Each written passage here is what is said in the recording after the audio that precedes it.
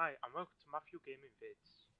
In this video, I'm going to be on my level 65 warrior and in Alterac Valley. Alterac Valley is a PvP zone where the Alliance start at the top and Horde start at the bottom. During this battleground, you've got one side boss and one main boss, plus 4 bunkers and about 2 to 3 graveyards each. It takes about 4 minutes to catch each bunker, so there's a lot of time to attack the other sides. If you reclaim a bunker, that time is reset until the other team try to cap it again. There's also the neutral graveyard, which is not close to any other part of the map. What makes this battleground different from any other battleground is that it's 40 players on each team, which is altogether 80 players in the battleground. Also remember, if you are leveling and you're finding it quite difficult and boring, do a bit of PvP, as you still get experience doing battlegrounds, and you get more if it's randomed. Also, in this battleground, as we're coming up here, you can see a lake on the side. At the side of that, if you carry on going up there, there's a cave with monsters in it, and if you want to just stand in that cave and kill people, kill monsters, you still get experience from them. You shouldn't really do this in a battleground, but if you want to, you do get more experience if you do win than the monsters you will kill. We're going past our mini boss here. If you want to defend her, you can do, but mostly all 40 Horde players will just storm right in, so there's not much chance of defending her unless you keep half your players there, which at that point makes it even harder for our team to down their boss. Going past the Field of Strife, this is one of the hardest parts of getting to the first boss on the Horde, as most, if not all, the Horde players run over and try to stop us from getting there. So we're going up to the first Horde boss now, and what you do is enter the hut, and then if you're tanking or DPS with some good healers, take him on straight away. The faster you get him down, the faster you can move on to defending the tower or something. Also, if you are gonna die in here, just die. If you're gonna run out and reset the boss, we need to do it all over again, so you're not helping the team at all. And as you saw there, the DK just ran out, and we already got him to about 70-80% HP, and that just resets like that. So as you can see here, I'm tanking the guy. You need to pull him quite far back in the room. Normally, when I'm on my paladin tanking it, I move him straight back, but normally here you get DKs, death gripping him away, so just tanking him in the normal position will do okay. You want to tank him further back because he sometimes fears you, and he can fear you outside the room, and that this resets the boss. It does no abilities whatsoever except from the fear.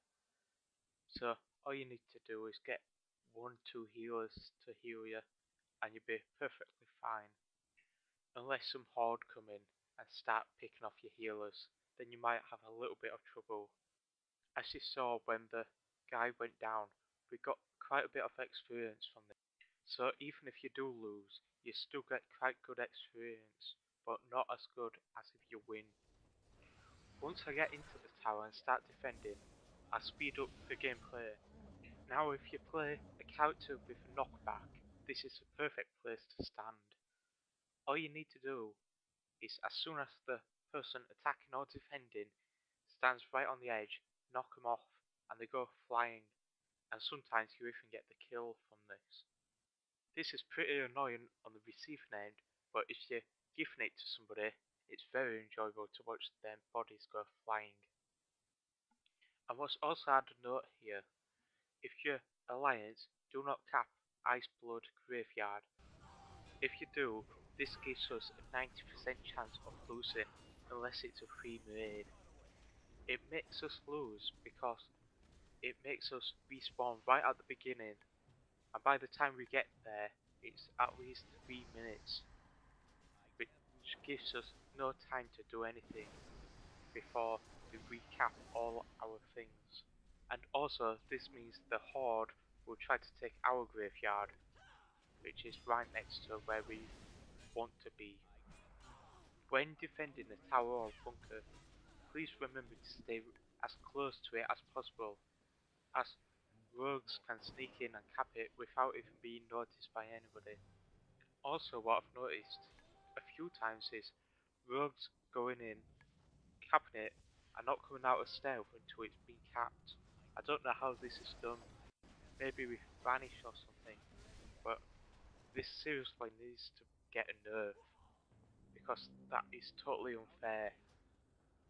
So nail cap this graveyard now, and all I can say is, as soon as it's been capped, it will set on fire.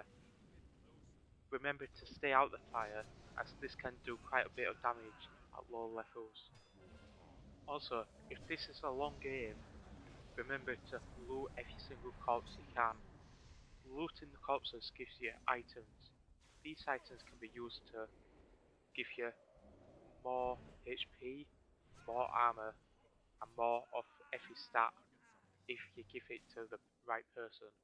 The people you give it to are in your main part, so Alliance it's north, and for the Horde it's south. Also remember, if you give enough of them in, you get a chance to summon a guy. This guy has about 1.2 million HP, and is almost unkillable until high levels.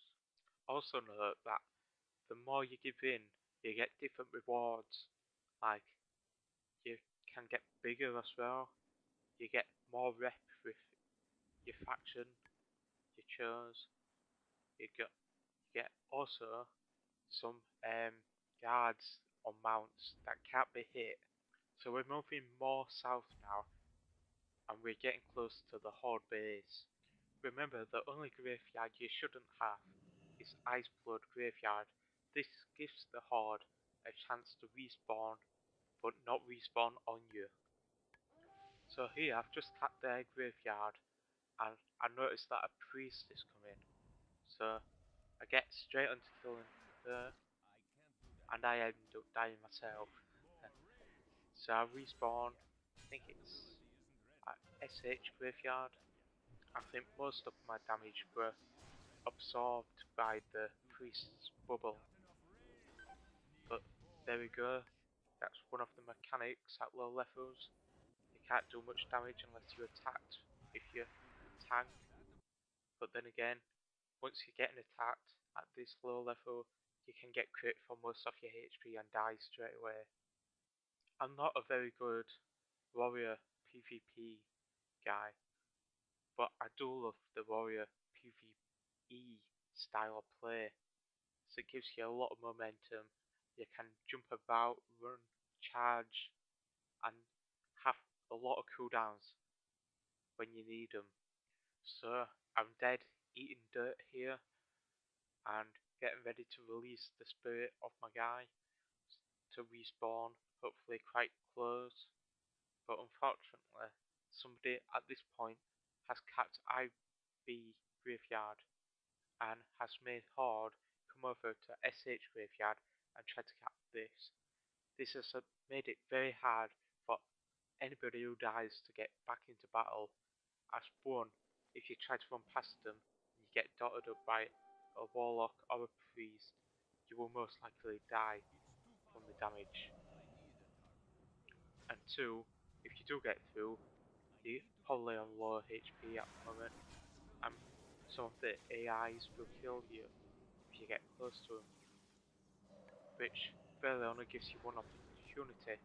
It's either attack them to make them not come here again, or let him take the graveyard, you respawn a bit further back, but as soon as the Horde leaves, you'll come back and retake it, which seems like the most sensible thing you can do but it's PvP, and PvP is not sensible as you're killing other people, so just keep on not let them cap, and sooner or later they give up and you'll get back into the battle. But also remember, as they're doing this, you put your team at a disadvantage, as most of their team are all the way up to our guys by now and capping the last tower. So you need to be thinking that, right, so they've got the last tower, they will be attacking soon, maybe I should go back and help our team kill them. The weapon here though, I must say, is very, very good and is very helpful for other achievements. With that much horde out there, I only last a few seconds, but that's normally as much as it takes to take down a clothy to about 50% HP. If you think you're gonna lose this, all you need to do is try to get the main boss, but the second, the first boss down, and then take at least 2 towers, if not 4 towers, and that gives you about 30% experience. A win, if it's your first win of the day, will net you nearly a level at this level. Now, I've been known to level a character from 10 to about 60-ish through the background system. At some points, this can be very boring and sometimes very long to get a queue, but you do get a lot of honour that you can spend on buying items at higher levels. But unfortunately, there isn't very many items at lower levels that you can buy. So we're taking the Spirit Healer again to get full HP, full mana, and some free time to buffer. And you can still see they're trying to take this graveyard, but if we lose this graveyard, it can mean that we lose the game. But also, it can mean that we can flank them and make it even harder for them to win. But as you saw then, I just ran straight past them, they didn't even look at me, and went through the barrier that the horde were putting up.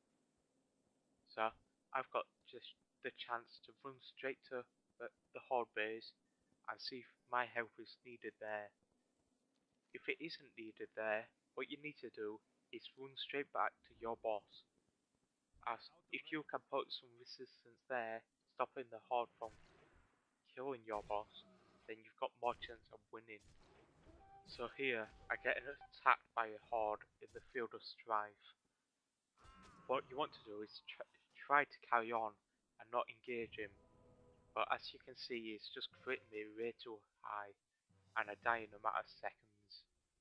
And now, we have lost our main graveyard, and now we're getting respawned back in the start zone, which means we basically lost this game. Unless there's some alliance characters in our base trying to help them not kill our boss. But unfortunately, there wasn't. As you can see in this video, it's very one-sided at the moment. But then again, some other battlegrounds are going, it's the other way around. Thank you for viewing this video. Please remember to like, comment, favorite and subscribe to me for more videos. Thank you. Goodbye.